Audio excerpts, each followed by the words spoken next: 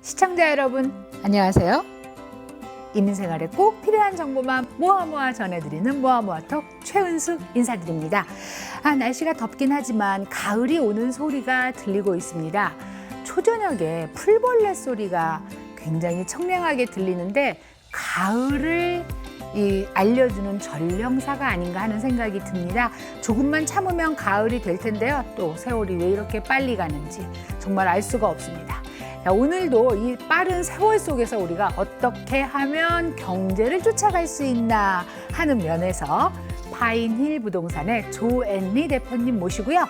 도대체 부동산 어디까지 갈 거니 알아보도록 하겠습니다. 안녕하세요. 네.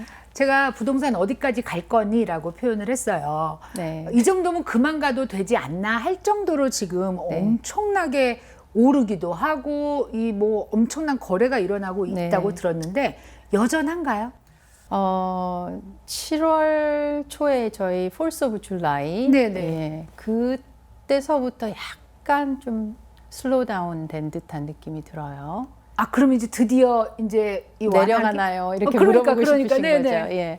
그렇진 않고요. 5월, 6월에 이제 정점을 찍었다. 이제 그렇게 보고 그때 열기가 굉장했기 때문에 조금 쿨다운 되는 게 이제 독립기념일 때 이제 휴가들도 많이 가시고 또 방학이기도 하고 또 그동안에 사실 조금 지친 바이어들도 많이 계셨을 거예요. 왜냐하면 경쟁에서 자꾸 밀리다 보면 한 번, 두 번 안 되다 보면 아직 때가 아닌가 봐. 너무 심하네. 그래서 좀 뒤로 좀 한 발 물러서겠다 하고 하시는 분도 계시고 뭐 어떤 분은 기브업이라고 표현하시는 분도 계시지만 그런 분들이 조금 휴식기를 가지는 게 아닌가 싶었어요. 그러다가 7월 말서부터는 다시 약간 좀 바이어들이 많이 움직이고 계신 게 또 다시 보이기 시작하고요. 8월 지금까지도 이게 열기가 식었긴 하지만 이게 가격이 내려갈 것 같지는 않습니다. 지난번에 출연하셨을 때 네. 이제는 그 빌더들의 문제가 굉장히 심각하다. 네. 자재가 없어서 네. 집을 못 지다 보니까 한 달 후가 될지 두 달 후가 될지 1년 후가 될지 막 이렇게 되고 값도 네. 지금 가격이 픽스가 아닐 수 있다라고 네. 얘기를 하셨는데 네. 그 현상도 여전한가요? 그 현상도 아직까지 계속이 되고 있어요. 근데 이제 보통 빌더들이 가격을 맨 땅에서는 사실 지금 확신이 안 되는 거예요. 어떻게 변동이 생길지 모르고 델타 변이도 생기고 있고 돌파 감염도 있고 이렇다고 하니까 지금은 그냥 맨 땅에다가 계약을 할 때는 그냥 계약을 쓰되 나중에 프레임, 그러니까 뼈대가 올라가는 그 시점에서 다시 가격을 올리거나 이 가격을 유지할 수 있다라는 조항이 들어가져요. 그럼 어떻게 융자가 가능하죠? 그런 상황에서? 그래서 융자도요, 좀 인너프하게 받으셔야 돼요. 그러니까 그럼 쉽게 내 맘이 아니잖아요. 은행에서 해주는 거잖아요. 그렇죠. 그러니까 프리 어프루브를 받을 때 내가 60만 불 available 이라고 생각하면 만약에 계약한 집이 55만 불이면 5만 불 정도의 여유가 있을 수 있잖아요. 네네. 그런 정도로 하셔야지 너무 맥스로 타이트하게 해놓으시면 여유 자금이 있으시면 몰라도 그렇지 않은 경우는 좀 위험하다. 그럼 이제 내 크레딧이나 네. 아니면은 내 인컴에 따라서 왜 이제 프리 어프루브가 나오잖아요. 네. 그때 거의 맥시멈으로 받아놓고 집은 그거보다 조금 낮춰서 찾아보는 그렇죠. 게 좋다. 그렇죠. 예. 상당히 머리 아픈데 이제 연준에서 이자율을 조정한 해 만에 말이 굉장히 많잖아요. 네. 인플레이션이 네. 이제 다가온다 아니면 이미 일어났다 말이 많으니까 네, 이 모기지 이자율은 어때요? 모기지 이자율은 현재는 아직도 2%대 후반입니다. 야, 이렇게 오랫동안? 아직까지. 그래서 이제 제가 전망을 물어보시는 분들이 많고 또 살까 말까 하셨던 분이 이제 이렇게 한 발 뒤로 빼셨다가 아직도 이자가 너무 좋으니까 이자가 너무 좋죠. 그리고 지금 아직도 매물은 거의 정상 수준의 반도 안 되는 매물이 계속되고 있어요. 근데 사실 한 6월, 7월, 8월 되면서 약간 매물이 살짝 더 많아졌어요. 늘어났다가. 그게 이제 접종이 끝나면서 집을 내놓기 시작하는 사람들이 조금 늘어나고 있다라는 거고요. 그다음에 이렇게 뭐 가격 상승폭이나 이런 것들로 보면 5월, 6월이 사실 제일 정점이었어요. 그리고 7월에 살짝 내려간 그런 그래프를 우리가 볼 수가 있는데, 이제 그런 모든 것들을 다 통틀어서 이제 전망을 하자 그러면 7월부터 조금 쿨다운이 되긴 했지만 아직까지 계속해서 바이어들이 너무 좋은 이자에 아직까지 고용시장 자체는 또 너무 좋거든요. 예, 고용시장이 되게 안정돼 있고, 페니메이에서 조사를 했어요. 네 인컴이 1년 안에 뭐 또는 가까운 시일 내에 뭐 인컴이 좀 깎이겠냐 이렇게 질문을 했는데 거의 88%의 인플로이들이 그럴 일은 없다라고 전망을 했거든요. 그러니까 그만큼 자기의 그 인컴에 대한 확신들이 높다는 얘기예요. 그러면 지금 아틀란타 같은 경우에는 렌트 마켓이 굉장히 핫하거든요. 말도 못하게 비싸다고 하더라고요. 네, 똑같은 크기의 집을 놓고 아파트와 오온했을 때, 소유했을 때 비교를 하면 거의 2배 차이가 나요. 예, 아파트 2,000불 낼 거를 모기지를 1,000불이면 된다고요. 그러니까 사는 게 훨씬 더, 아무래도 이거는 모으는 돈이고 이건 버리는 돈에 들어가니까 조금이라도 저축의 개념이나 집값이 오를 것까지 따진다면 사는 쪽으로 바이어들이 여전히 못 산 바이어들은 계속 그 어템트를 받고 있는 거죠. 샌프란시스코, 뉴욕, 뭐 LA 이런 데가 사실 렌트비가 굉장히 비싸잖아요. 그렇죠. 예. 근데 렌트비가 예를 들어서 이제 뉴욕 맨하탄이다 그러면 투베드룸이 6,000불이 될 수도 있잖아요. 네. 그런데도 렌트를 사는 이유가 집값이 워낙 비싸니까 네. 콘도 뭐 원베드룸이 2밀리언 이상이 그렇죠. 되니까 6,000불을 산다고 하는데 아틀란타는 아직은 집값이 그렇게 못 미친다는 거네요. 그렇죠. 거기에다가 뭐 사실 타주에서 고액 연봉자들 유입도 만만치 않게 많이 되고 있어요. 기업들, 예. 그리고 조지아 자체가 워낙 고용률이 좋기 때문에, 그리고 이제 인프라 확충이 많이 되고 있는 편이고 영화 산업도 막 맞아요. 예. 그래서 여러 가지 이 제조업이나 이런 경기 지표가 워낙 좋아서 이렇게 릴로케이션 온다는 건 이제 직장이 되어서 직업이 오퍼레터를 받고 오는 그런 사람들이 많은데, 그런 사람들 입장에서는 굉장히 그 찬스죠. 먼저 말씀하실 때 이제 벨트라인을 중심으로 눈여겨봐라라는 얘기를 네. 하셨어요. 네. 그러면서 제가 이제 벨트라인 지도를 이렇게 보다가 우리 KTN 뉴스에서 그 네. 웨스트사이드에 파악이 하나 개장을 했는데 네. 거의 뭐 피드몬 파크하고 이렇게 일직선상에서 네. 어마어마한 파악이 개장을 했어요. 네. 미드타운이니까. 예, 예.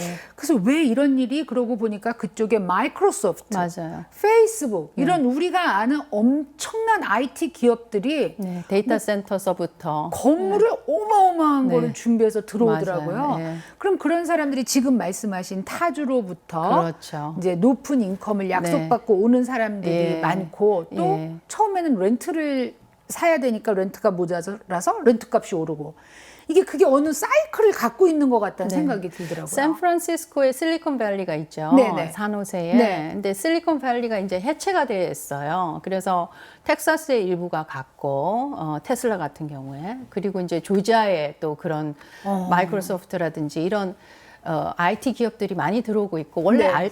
알파레타 지역은 IT 허브였어요. 옛날에 예, 그랬죠. 네. 예. 그러니까 이제 그런 기업들이 들어오기 시작하면서 고액 연봉자들, 재택근무자들 많이 이주해 오고 있습니다. 그럼 한동안은 집값이 떨어지리라는 생각을 사실 못 하겠네요. 저는 개인적으로 그런 생각을 못 하고 있는 것이, 이제 한번 올라간 집값이 사실 떨어지기는 전체적인 전국적인 어떤 임팩트 있는 어떤 현상이 발생하기 전에는 좀 힘들 것 같고요. 지금 이대로라면 아마 지금 올라간 집값이 약간 보합세 유지 이 정도 선에서 계속되지 않을까라고 개인적으로 전망을 합니다. 그러면 셀러의 입장에서는 무조건 집값을 비싸게 내놓으면은 그냥 뭐 4일, 3, 4일 만에 팔리게 되고 이런 걸 기대할 수 있을까요? 그렇게 기대할 수 있는데, 이제 제가 말씀드리고 싶은 부분이, 우리가 이제 부동산 입장에서 집을 이렇게 딱 이밸류에이션을 했을 때, 이 집은 뭐 지역도 좋고 학군도 좋고 컨디션도 너무 좋고. 그래서 그런 집은요, 지금도 경쟁이 굉장히 치열해요. 아, 그러니까 이제 뭐 특 A급 뭐 이런 그렇죠. 식으로 생각하네요. 예, 우리가 A, B, C 클래스를 나눈다면. 그래서 A급은 아직도 멀티오퍼 경쟁이 치열하고 있습니다. 아직도. 그리고 B 같은 경우는 뭐 학군도 좋은데 잘 팔린다고 하니까 하나도 손 안 보고 그냥 팔겠다고 하시는 as 분들, is 뭐 이러면서. 예, 그렇게 하시는 분들도 계시거든요. 왜냐하면 워낙 뭐 셀러 마켓이다 하니까 다 그러신 줄 알고. 그렇지만 B나 C 같은 경우는 지금은 협상이 좀 가능합니다. 네, 제가 이제 파는 쪽의 에이전트도 하고 있고 사는 쪽의 에이전트도 그렇죠. 하고 있지만 사는 쪽의 에이전트인 경우에 조금 부족함이 보이고 이 바이어가 이 집에 들어가서 뭔가를 또 돈을 써서 해야 된다 그러면 가격을 깎아서 오퍼를 했고요. 그리고 니고셔블 했고 협상도 잘 되어서 바이어가 만족해 하고 계세요. 그러니까 그런 집인 경우에 내가 팔려고 할 때는 이제 그런 점을 좀 감안을 하셔서 너무 과욕은 안 부리셔야 예, 빨리 팔리고요. 그러니까 다 상황이 그렇다고 해서 내 집도 그럴 것이다는 아니고 내 집이 A인가 B인가를 좀 이렇게 생각을 좀 객관적으로 해보시고 그렇게 해서 에이전트하고 상의를 하시면 좋을 것 같아요. 지금 이제 A, B, C를 얘기하셨는데 혹시 D도 있나요? D 같은 경우는 뭐 as is로 사가지고 그러니까 fixer upper라고 해야 되겠죠. 저희가 고칠 게 너무 많다든지 아주 큰 결함이 있다든지 그런 뭐 경우를 새로 짓는 게 나 뭐 이런 그런 경우는 이제 아주 헐값에 팔아서 아직도 그런 게 예, 있구나. 팔아서 그걸 이제 플리핑을 하거나 이제 그런 경우를 생각할 수 있겠죠. 아, 드물지만 있긴 있다. 있기는 있습니다. 네. 근데 표정을 뵈니까 별로 없습니다. 이렇게 보여요. 자, 이제 실수요자들은 사실 집값이 비싸든 싸든 방법이 없습니다. 그런데 내가 좀 뭐 이번 그 비즈니스가 사실 그렇게 생각보다 나쁘지 않아서 돈이 여윳돈이 있다 해서 투자를 생각하시는 분들은 어떻게 해야 될지 잠시 쉬고 와서 얘기 나누겠습니다. 모아모아톡 오늘은 파인힐 부동산의 조앤리 대표님과 함께하고 있습니다. 조앤리 대표님이 나오실 때마다 이제 부동산 이야기를 하게 되고 또 유튜브에도 저희가 조앤리 대표님 그 이제 이 비디오를 올리면은요 너무나 관심이 많으세요. 그러니까 부동산 시장이 핫하다는 거를 그 유튜브 그 뭐야 접속수 조회수. 이거 조회수 그것만 봐도 알 수 있어요. 너무나 많은 분들이 이제 관심이 있고 사야 된다고 생각을 하는 것 같은데. 지난번에 한번 이 얘기 제가 했어요. 아니 감정이 안 나오면 내가 그러면 이 돈을 훨씬 많이 준비해야 되느냐 그랬더니 그렇다 이러셨거든요. 네. 여전한가요 그것도? 아주 그때 슈퍼 스트롱 셀러 마켓일 때 네. 이제 그런 일들이 비일비재했는데 만약에 컨트랙을 맺었는데 감정에 대한 조건부가 있는 컨트랙을 만약에 맺으셨으면 감정에 대한 가격을 셀러와 다시 협상이 가능합니다. 예, 그래서 예를 들면 뭐 50만 불의 계약을 했는데 감정서에는 48만 불로 나왔단 말이에요. 네네네. 그러면 2만 불을 더 얹을 수도 있지만 감정에 대한 조건부가 들어있는 계약인 경우에 그 말은 뭐냐면 감정을 해서 만약에 계약된 금액보다 낮게 나오면 다시 협상을 하겠다라는 뜻이거든요. 근데 그럴 때는 이제 셀러 쪽에 감정서를 보내고 우리가 감정을 했더니 이 집이 지금 48만 불에 나왔으니까 가격을 48만 불에 맞춰서 계약서를 다시 쓰자라고 이제 일단 제가 바이어 에이전트면 보내겠죠. 그런데 이제 셀러가 그렇게는 못하겠다. 그러면 이제 중간인 49만 불 정도 해서 10,000불 정도 깎는다든지 그런 이제 조건을 협상을 새로 할 수가 있고요. 근데 이제 제 경험에 최근에 그 군인들이 하는 융자 VA 론이 있어요. 네. 네. 그 군인들 퇴역 군인이든 현역 군인이든 VA 론을 받으시는 분은 조금 바이어로서 조금 힘드신 부분이 감정이 VA 론 자체는 이 나라를 위해서 서브한 군인들에게 혜택을 주기 위한 융자거든요. 그러겠죠. 그래서 뭐 다운페이도 하나도 안 하고 사실 수가 있어요. VA 론은. 그리고 VA 감정이 나오시는 분들은 현 상황, 이런 특수한 상황을 잘 반영을 안 시켜요, 거기에다. 그렇기 때문에 군대답다. 예, 아주 일반적으로 무조건 바이어 편입니다. 이 바이어가 유리하도록 만들어주는 게 이 사람들이 하는 역할이라고 보시면 돼요. 그래서 VA 론 같은 경우는 뭐 5만 불, 6만 불 감정이 안 나오는 경우도 허다해요. 와. 그래서 VA 론을 하시는 바이어 같은 경우는 충분히 그걸 이제 숙지를 하시고 협상을 하시거나 처음부터 이렇게 시작하시기 전부터 그걸 이제 좀 인지한 상태로 하셔야 된다. 예. 이제 종합해 보면 이제 멀티 오퍼가 들어오는 A급은 뭐 여전히 방법이 없죠. 뭐 네. 깎을 내고할 여지가 없지만 B, C, 뭐 D는 이제 좀 아니고 네. D, C 정도가 지금 이제 네. 내고를 할 수 있는 정도의 그런 상태는 돼 있다. 네. 그러니까 전에처럼 무조건 또 옷돈을 뭐 5만 불을 얹어주고 10%를 얹어주고 요거보다는 조금 그래도 네. 슬로우 다운 됐다. 이렇게 네. 받아들이면 되겠네요. 네, 맞아요. 네. 이제 저희가 투자에 대한 얘기를 좀 해보겠는데 네. 이제 미국이 이렇게 핫하다 보면 돈 있는 한국 분들이 한국에서 집 사달라는 경우가 있지 않나요? 그렇죠. 저도 전화를 많이 받았고, 예, 뭐 어떨 때는 그 시차가 있으니까 네. 줌으로 화상 회의까지 하면서 예, 얼굴 보면서 뭐 1시간, 2시간 알고 싶어서 이렇게 전화 주시면 그렇게도 하고 하는데, 한국은 조금 뭐 상황이 뭐 세금도 좀 많고 보유세 뭐 얘기도 나오고 하니까 아마 주로 지인이 여기 주변에 계시거나 자녀분들이 유학을 오시거나 이런 분들 같은 경우에는 조금 차라리 미국에 투자를 해볼까 하시는 분들이 좀 많이 있으신 것 같아요. 한국은 이제 뭐 한 사람이 두 채, 세 채 가질 수 없고 이런 상황이 되다 보니까 뭐 여기는 10채 가져도 똑같거든요. 그쵸. 예, 그러니까 그런 측면에서는 투자하기가 좋다라고 생각하시는 것 같아요. 예. 근데 이제 한국에서 만약에 집을 산다. 네. 몇 년 전에 집 때문에 난리가 났을 때 중국 분들이 집을 그렇게 많이 네. 샀다고 들었을 때 그분들은 정말 다 돈을 어디서 들고 와서 산다고 그랬단 말이에요. 한국에서 오시는 분들도 네. 융자 문제 때문에 그래야 되는 건가요? 두 가지 방법이 있습니다. 그 개인 이름으로 사시면 융자가 가능해요. 그냥 내가 산다고 하면? 예, 그 대신 한국 내에 이제 수입이 증명이 돼야 되죠. 그러니까 뭐 원래 융자라는 것은 미국 내 세금 신고한 인컴, 그 다음에 크레딧이 이제 두 가지가 주어져야 되는 건데, 미국 내 크레딧이 없잖아요. 그렇죠. 그분들이. 그 대신 이제 다운페이를 많이 하게 하죠. 예, 많이 하고, 이자율은 조금 우리가 받는 일반 컨벤셔널 융자보다는 좀 높아요. 예, 좀 높은 이자를 적용을 하고, 그 대신 한국 내에 일정한 수입이 있어야지만 그 외국인 융자가 가능한데요. 다 되는 건 아니기 때문에 안 되는 경우는 할 수 없이 이제 캐시로 사거나 해야 되는데, 이렇게 법인을 설립을 해서 사는 경우는 융자가 안 됩니다. 그래서 융자는 개인 이름으로만 가능하고, 예, 그 두 가지가 이제 다른 점이고요. 예. 그리고 이제 일반적으로 그렇게 투자하시겠다 해서 오시는 분들이 제일 많이 하시는 질문이, 혹시 뭐 내가 미국에 한국 사람인데 미국에다가 프로퍼리를 사면 뭐 세금이 많이 더 얹어내는 게 있나요? 라는 질문을 제일 많이 하시죠. 예.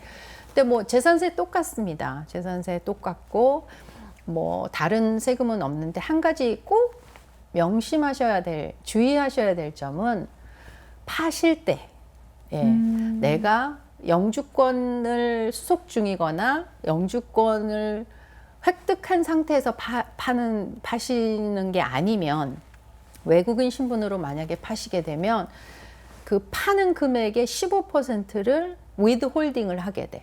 그러니까 한국말로 원천징수라고 하죠. withholding tax를 변호사가 홀드를 해서 IRS에 보냅니다.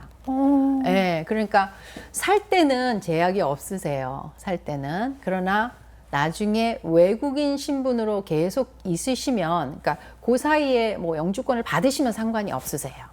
근데 계속 내가 외국인 신분인 상태에서 뭐 몇 년 후에 집값이 올라와서 판다. 그랬을 경우에는 세금을 IRS에서 withholding을 하고, 그럼 예를 들면 이런 거예요. 50만 불을 팔았으면, 뭐 30만 불에 샀다가 50만 불이 됐어요. 그럼 50만 불을 팔았을 때의 15% 하면 7만 5천 불이죠. 네. 7만 5천 불을 국세청 IRS에서 홀드를 하고 있는 거예요. 제가 그 부분이 사실 이해가 안 되는 게 네. 수익이 난 네. 20만 불에 대해서가 아니라 네. 전체 집값에 네. 대해서는 굉장히 큰 거거든요. 예, 그렇죠. 그렇죠. 그게 아주 정말 그 키포인트예요. 예, 외국인이 투자할 때 꼭 알고 사야 되는 부분인 거예요.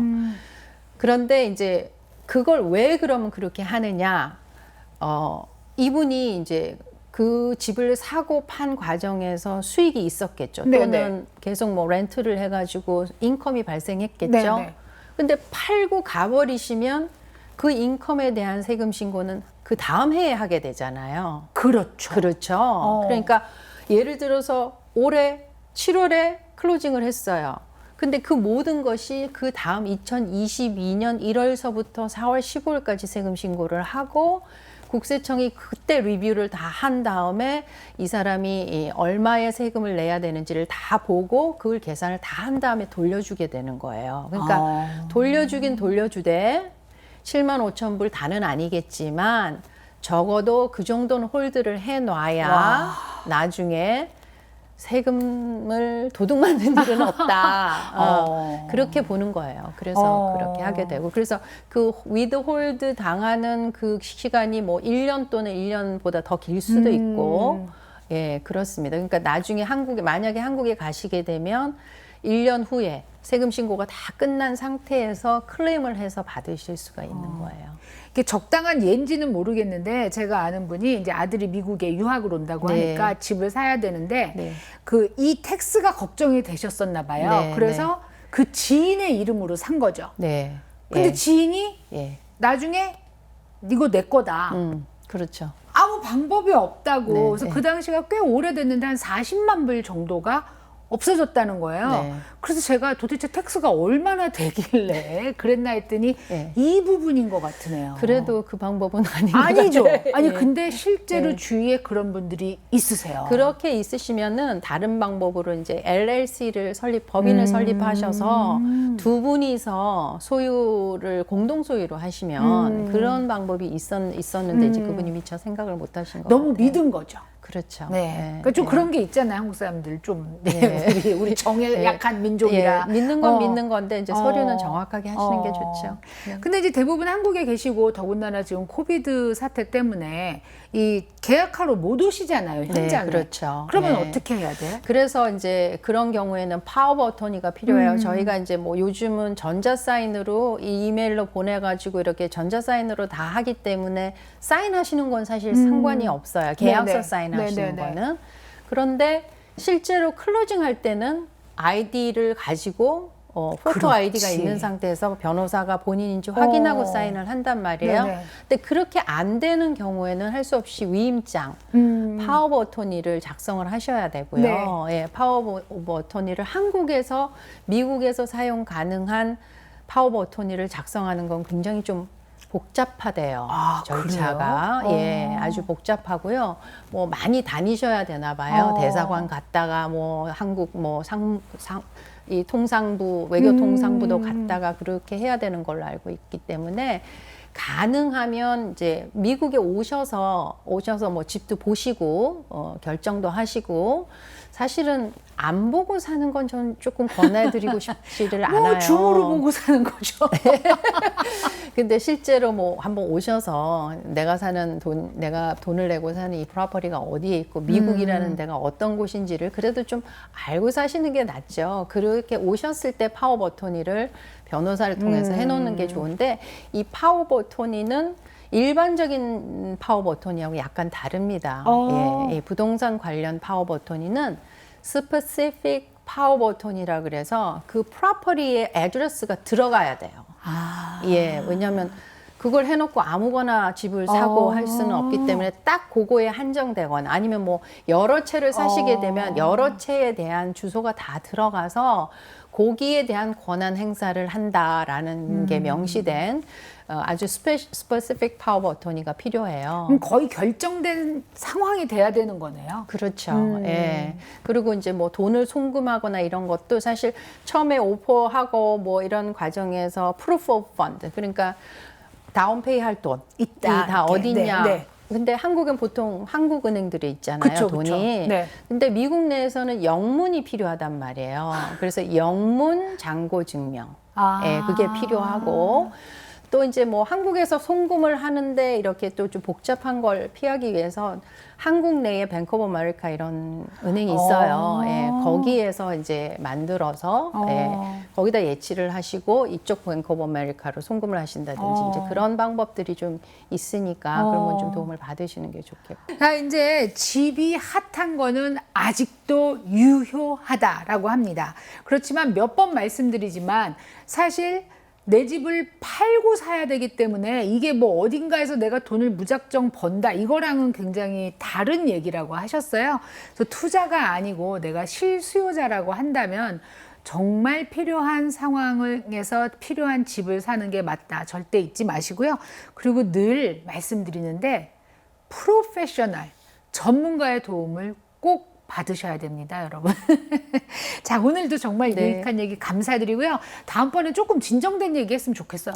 예. 너무 뜨거워, 지금. 네, 네. 나와주셔서 감사합니다. 시청자 여러분, 좋은 밤 되세요. 안녕히 계세요.